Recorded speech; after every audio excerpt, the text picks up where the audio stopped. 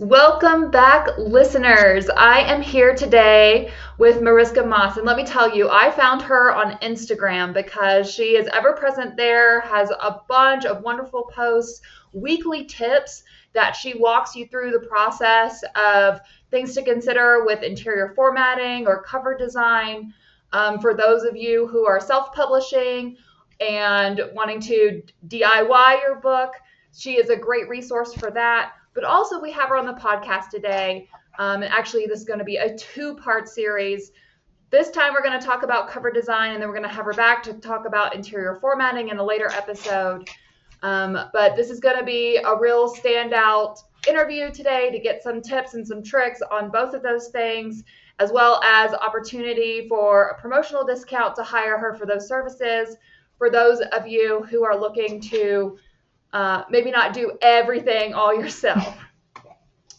Mariska Moss is the owner of the bookish design agency Rupert Art. She is a passionate book designer and illustrator and has made it her goal to make a Cinderella one-of-a-kind fit design for each and every book that she works on. And she worked on over 80 books last year, guys. No matter if it's for an indie author or a publisher, for anyone deserves amazing covers, interior formatting, and extra illustrations. In her free time, you can often see her doing arts and crafts or reading a book from her never-ending TBR or To Be Read list, for those of you who don't know that acronym. So welcome, Mariska. I know you just got back from a holiday. We're so excited that you've taken out the time to sit down and have a conversation today about cover design. I know when you and I spoke separately before deciding to do this interview, I was so impressed with what all goes in to your creative process and how you take, a writer's vibe for their book and some basic character descriptions and what genre they're writing in, and then you craft these gorgeous, very colorful and eye-grabbing covers. I've seen them on your website, and we'll be sure to have all the links for the social media as well as the website in the episode description for those of you who want to go take a look at that. Tell me a little bit about how you got into this work, and then go a little bit into like what your process is. First of all, thank you very much for inviting me to come over. It's very lovely. I did not expect it, so I feel like an honor because it's my first podcast. Um, but let me get started on how I got into this business. I always was a huge bookworm and I was very creative. And I was like, okay, how am I an artist without ending up underneath a bridge, like the stereotype? So within college, I always made sure to specialize in books, in publishing, entrepreneurship. And the first moment I was able to do an internship, I made sure to do it at a publishing house. I sent out like 20 plus emails to all Dutch publishing houses because I'm from the Netherlands. And one publishing house decided to take a chance on me, and I got to designing my first books, including as well my first cover, which was done for a YA and for a children's novel as well. So it was very much right into college, second year, my first internship. And truthfully, from there on out, I kept staying in industry. I got another job for a third party agency, which worked with indie authors, which is where my passion started as well, because I really loved the independent aspect of it. And I stayed on at the publishing house as well, but also in the segment of foreign rights. I started doing children's book illustrations, interior formatting, covers, and basically anything design related. So that is what I've done in the last 4 years. And then as my college pieces, I started my own company, really wanting to focus more on bringing my traditional publishing expertise towards indie authors as well, just to give them that little edge to make their book as professional as the big publishers out there. I think it's amazing. And when we talked before, you talked about how you take that extra step to make sure you are up to date on what is sort of the publishing trends, especially in like specific genres, so that you're making sure that you deliver a book that is going to be relevant, and not look self-published. It's going to fit in on the bookshelf with all the other traditionally published books. What is it that an author gives to you in order for you to like start the design process? What kind of information are you getting from them, and walk me through what that process looks like? So when I get into contact with an author, there are two main things they always need to focus on: the technical aspects. So, like for instance, do they want an ebook cover, audiobook cover, what dimensions are they using, and the creative aspect, as well as what do they want to depict. So, to make sure that I have everything that I need, I always make sure to send a very, very elaborate form. So, it can take like 10 to 20 minutes to fill in, but it will give me all the details in one go that I will need to make the cover that they need. So this can be anything from are there any important elements in your book? What is your genre? And most importantly, often is what free covers do you like? What do you like about them? Which style do you want to go to? Because when I have all the information in the world that I need, I can have the best possibility of making something that they like as well as that will match with the market. That's amazing. And you have a pretty quick turnaround of like once you get to that particular project. I know you book out pretty far in advance because you've been, increasing in popularity. But what is your kind of draft process? I know you go through a couple of different iterations of edits and approvals from the author and updates and changes. What does all of that look like? So in the past, my turnaround time used to be about 2 weeks, but I'm slowly starting to realize with indie offers that there's a lot more than it comes to working with a publisher, because there's a lot more guidance. You need to take a few extra steps, and sometimes it can be very personal for them, so they need a bit more time to think about it. So currently, we're going towards the 3 week turnaround, which is quite quick. But how it goes to work is same as you would do your own personal process. So you start doing research, which is, for instance, by the form. You go look at what genre, what bestsellers are there, what covers are they using, and what matches with my style as well. Because of course, I mostly do illustrational covers, so photo covers. That is not something that I can do, and I don't want to do, because then the cover wouldn't be up to par to what the current trends are. But normally, I always make sure that the offer is included in everything. So they fill the form and then they get free mockups. These mockups can be anything from quick sketches to show the layout, the poses, or all the elements combined. Or depending on the simplicity of the cover, they can be full colored just to make sure that the layout makes sense. Then the offer can be like, hey, I love option one, I love the typography and everything, but can we change these elements from option two and three and add them in? So this is like the really rough process where we can still change everything because it's really easy to change. And when we have that settled and we have all the feedback and we have got rid of all the doubts, we can start on the final mockup. And that is where the fun part comes in, because most of the time that's when we start coloring, when we start adding the details, and the author can really see their characters and really their vision come to life. And if everything goes well, of course, we don't need to do that many more changes for the rest of the cover. But if there are, we can always go back and we can change some elements until they're happy. And this is also the part where typography becomes a very big part, because although you really love illustration that really catches the eye, typography is just as important, because it has to be readable. Most often, it has to be seen from across the room, because people see it in bookstores or they only see it as a very tiny picture on Amazon. And you have to make sure that font matches the genre as well. I don't know if you might have noticed, but thrillers, for instance, have very straight lines, while fantasy has all those little swirls, which I personally really love. Um, and we can start on Mm. those, and then once everything has been approved, everything is well liked, we start on the full rep, making sure that the blurb gets added, the spine gets nicely added, and add all the little details, like for instance, leaves on flowers and everything else. And then we do the very last check, and hopefully not too many changes, which not often happens because you keep in contact a lot during the whole process. You can wrap everything up, make sure it's PDF ready, and send it all to the office so they can get it ready for print. And when is it that you recommend authors start on their cover design? I know when I asked you this question before, I was really kind of surprised by your answer. So I'm definitely interested to know, listener, if you're going to be surprised by this as well, because you had something genius to say about your why you said this as well. So when do you recommend that an author start with the cover design process and why? Truthfully, I would recommend anybody who has their main storyline figured out and who wants to get started with marketing to get their cover design. Because often cover artists can get booked 6 months in advance. I know they're really pricey and the really popular ones even a year in advance. So before you even are put on the wait list and have an opportunity to work, that's already a long time away. And truthfully, your book cover is your best marketing piece because people will immediately get the vibe of your book from the image. I know people who just add books through to be read because they love the cover, and people will recognize it. And once they have recognized something, it is way easier for them to stick it in their mind than, for instance, a title that keeps popping up.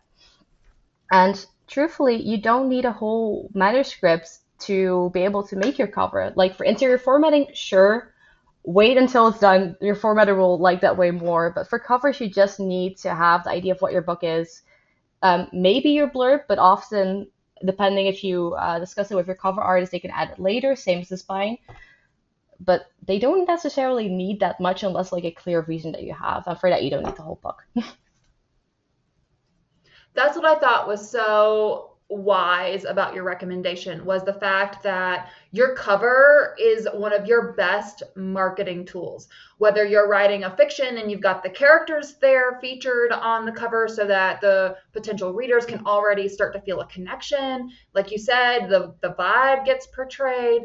It's just we are visual as human beings, and to be able to see something so visual like the cover, I mean, that's huge for marketing, and I love that you bring that up because I think especially those of us that are planning to go like the self-publishing route, we're just trying to tackle one thing at a time, but by having just a little bit more like big picture perspective and maybe bumping your idea of your cover design to a little bit earlier in the process, you already have that marketing wheel going. And I think that's such a good concept to bring up. Well, a lot of times we think of the marketing, oh, that'll come at the end when I'm like, a month from launching. No, it really needs to be happening all the time. Like as soon as you start writing, you can start marketing your book, especially if you don't have much of a following or readership already. And so, and so then that's totally a great insight. And I love the idea of doing that ahead of time, and especially when you're already knowing that you're going to have to be on a wait list, right? It's going to take a little bit before your name comes to the top of the queue with your designer, and you can use that time for writing. You're not sitting there twiddling your thumbs post edits ready to launch waiting for that cover design to come around. So I just think that's such great insight. Yeah, absolutely. Is there Oh, any, sorry. go ahead. I was just going to ask a follow up. For those like myself who think they want to self publish but still aren't sure, is there any issue typically with publishers if they do get their manuscript, say, accepted by a publisher and they say, oh, I have this cover design already, other than the fact that they had to pay the cost versus the publisher? Well, it really depends because not all publishers will take the cover from the author themselves. It can be for several reasons. One could be that the cover artist, they license the cover image to the author themselves and not to the publisher. So the publisher could, for instance, have to pay an additional cost. This could be 200, 400, depends on how much the cover artist asks. And the publisher could either be like, well, we do want to pay that, or we don't want to pay that. Or for instance, the publishing house might want something, a cover in a completely different direction to match better with their brand, or they think like, oh, hey, the market works better in this way. So depending if you really want to be traditionally published, you have to keep in mind that if you do get a cover and you really love it, you might not actually get to use it, which is quite a shame.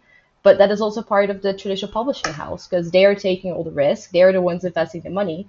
While when you're self-publishing, you're the one taking the risk and you can do whatever you want. So that is something to do keep in mind. But the thing is, I know just to quickly add on the last point as well, is if for people self-publishing, getting a cover is also very much a motivational thing because you can actually see physically your book coming to life because you're writing it for months. But when you do have the visual image, that is something that really helps as well, as I've heard, because it actually makes something physical for something that you've always had and it really brings it closer to life. Yeah, that's a great point. That motivation of like, well, I already have the cover. I've already invested, financially in this. Plus, like you said, seeing it come to life and really just wanting to get it out there in the world. I think, yeah, that's a huge motivation. What are some of the pitfalls that you see for those people who are trying to keep their costs down on their self-publishing? and they either try to do it themselves or they go with, like, I've seen some of these like bigger groups that you can pay, a couple of hundred to $1,000 for a cover design with limited input and limited, feedback and revisions. What are some of the big pitfalls you see in going that route? I think the biggest pitfalls that I've seen is that I have seen covers that people would personally not pick up in bookstores because they're trying to cut on budget. And I can fully understand the sentiment, but the saying is we all judge a book on its cover is, well, they say don't judge a book on its cover, but we all know we actually do. And if you have a cover that is not that appealing and that doesn't speak to a reader, they won't pick it up, they won't buy the book. And even though that the story inside might be really amazing, we're quite fickle creatures with an attention span of an average of 7 seconds, and people don't read the book within that time span. And it's such a shame that some covers just don't do sales. And while I was doing my college thesis prints, I actually did research on this, and an author who, for instance, redid their 10-year-old covers to match with modern trends saw an insane surge in sales once again, just because she rebranded them. So it actively has effect on that as well. And sadly enough, another pitfall that I sometimes see is that they do buy, for instance, from Fiverr and actually spend money on using a professional, but as you said, they don't get enough input or you don't have the skill. So for people who do want to keep it low on a budget, I know that there are like really, really well-made pre-mates that you can do where you just have to change the title and they can do that and change the author name, and then you still have the visual that really matches with your book, because some people have like hundreds of covers on their website and you can pick the one that exactly matches with your book, still keep costs low, while also having a professionally designed book cover which will attract people. So that's like a little in between road if you do want to keep it on low budget and don't have the skills yourself. Yeah, so they have a bunch of like pre-designed things, and then once someone selects it, then they basically remove it from their website. Is that kind of how that Yeah, works? exactly. Almost like a template that you buy? Yeah, it's kind of like you just buy a stock image, but instead of it being able to be reused by everyone, you buy the singular right. I think if you just Google pre-made book covers and then fantasy or whatever genre you have, you'll be able to find tons of options. And I know that some are range from like $100 per book, and some are even by 300, or like the really expensive ones to 1,000. But it's always cheaper than a custom cover artist because I can imagine that it's not affordable for everyone. So you have to roll with the ores that you got, and if that means that you buy a pre-made, go for it, definitely. Mhm. And I know you yourself offer two different brackets. You have your like simple covers, and I love that on your website you actually have some visual examples of what you define as a simple cover, and then you have the more detailed covers. So those are two different price points, right? So you can still have something that is, that the author gives the input on, that they design with the elements and features and symbolism that's relevant to their book, but they can choose a more simplistic design and save some costs that way versus something that's got like multi layers and trim and fancy lettering, which is Hmm. also stunning and may ultimately be worth the additional Yeah, cost. absolutely. The other thing is that you've been so generous to our listeners here at the Inspired Writer Collective, and you're offering a promotion of a 5% discount to any of our listeners. If you listen to this podcast within 3 months of it launching, you can use the code IWC5 on your was it submission Yeah. form or interest letter, where you're giving all the details about your book and what design element you're looking for. So that's another thing too that you've been so kind to do for our listeners. And this, I think, topic is similar to the cover design, but you also do just standalone illustrations as well, right? Yeah, absolutely, I do. These illustrations range anything from chapter icons, paragraph separators, to full-on children's books illustrations or character art. I know that one of the last drawings I did was a bit spicy, not full-on, but it ranges from, let's just say, from 3 years old to 18 plus. So I do everything, and that's also everything within a certain price class.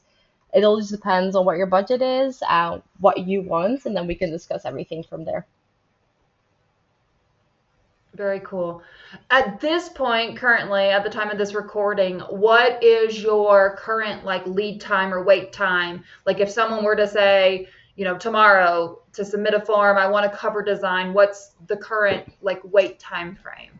Currently, because I am only one person, sadly enough, I am starting to get fully booked until the end of 2024. So I am taking slots from January onwards. I am going the full month of February to Brazil, but I will be available also from March. So if your book is coming out in 2025, I have slots open for the full year, and I would love to keep one available for anyone who's interested. Amazing, amazing. Any other pieces of cover design, eye-catching tidbits, or anything to share before we wrap up this conversation? Well, one thing that I always love to do with cover design is what I also sometimes see with more YA is the elaborate illustrations and then making it wrap around the full cover.